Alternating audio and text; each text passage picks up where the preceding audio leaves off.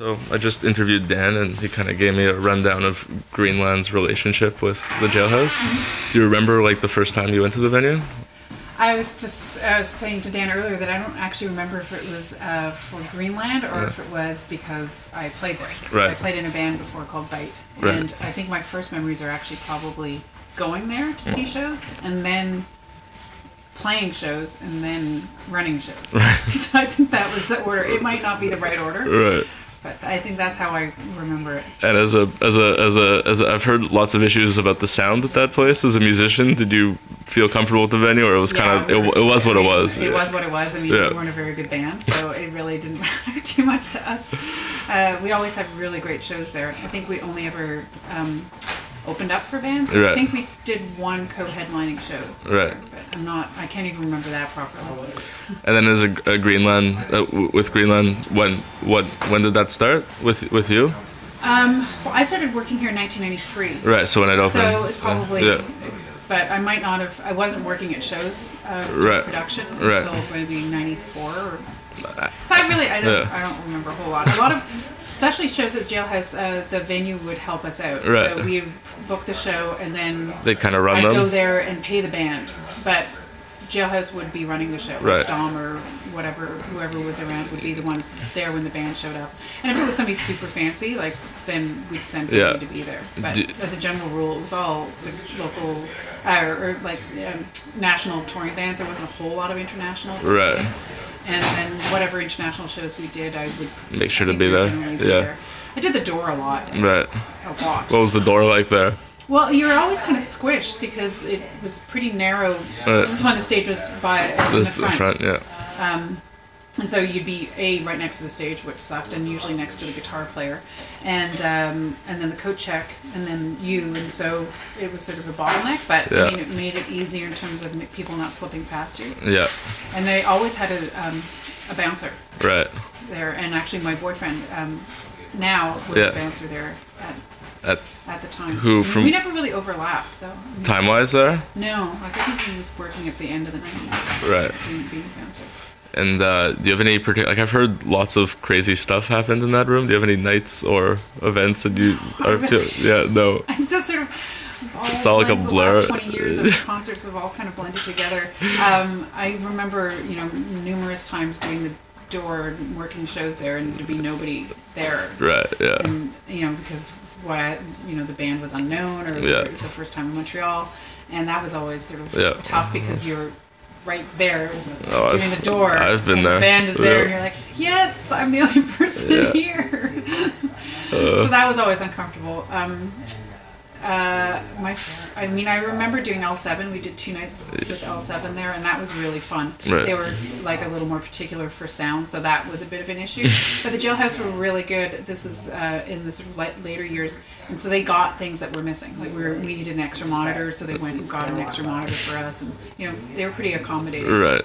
Like they wanted to have big bands in their venue and understood that they needed to sort of step it up a bit if they wanted to get L7 for 2 nights. I think Jonathan Cummins was telling me yesterday about how for one show the sound person put the monitor sound through the house. Like he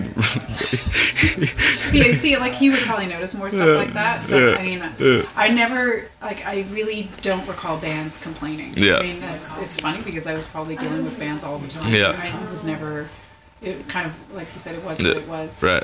I always had, a lot of fun with the Figs. I don't know if you know them. It's this band from upstate New York. Really, really catchy, crazy rock pop. Yeah. And they came up one time and played somebody's wedding. I think at the Jailhouse. Yeah. Oh man. Actually, another band. What were they called?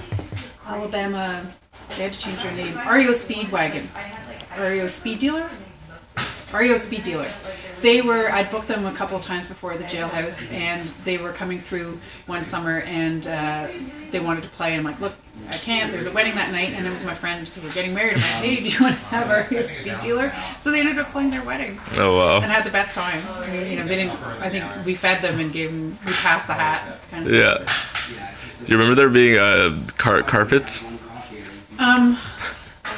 I was given that fact yesterday, and I found it not in the earlier days, more towards the end. I really don't. Yeah, that's that. all.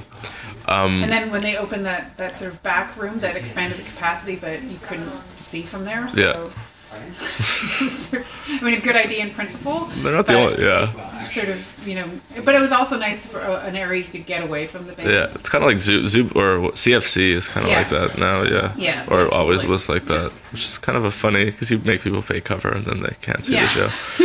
After having gone through the posters and then talking with Dan, like having been with Greenland since the beginning, you've probably seen a lot of bands who've played there and now you work with them on a much bigger capacity. Do any of those names like make you feel particularly proud or sentimental? It makes me feel particularly proud, but Nickelback played there. Yeah. I think Dan probably that.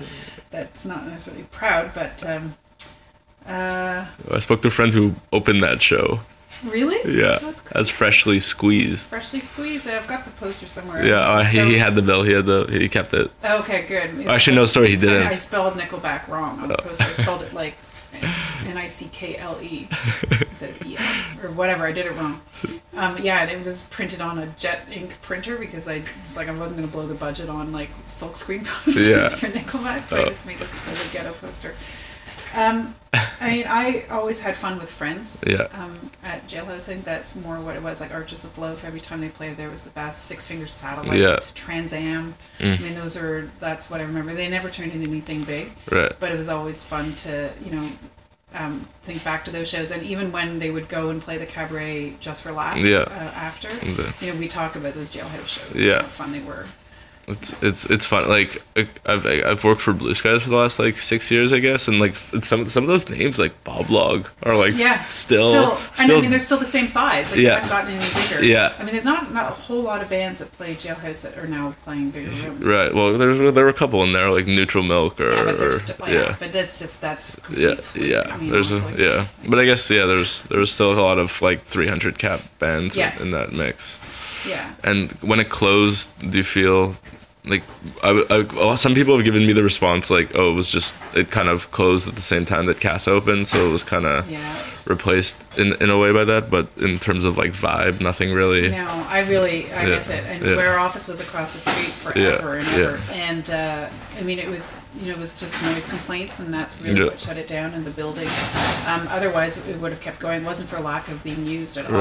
I mean, I would kill for a room like that. It's on the ground floor. Yeah. It had a patio.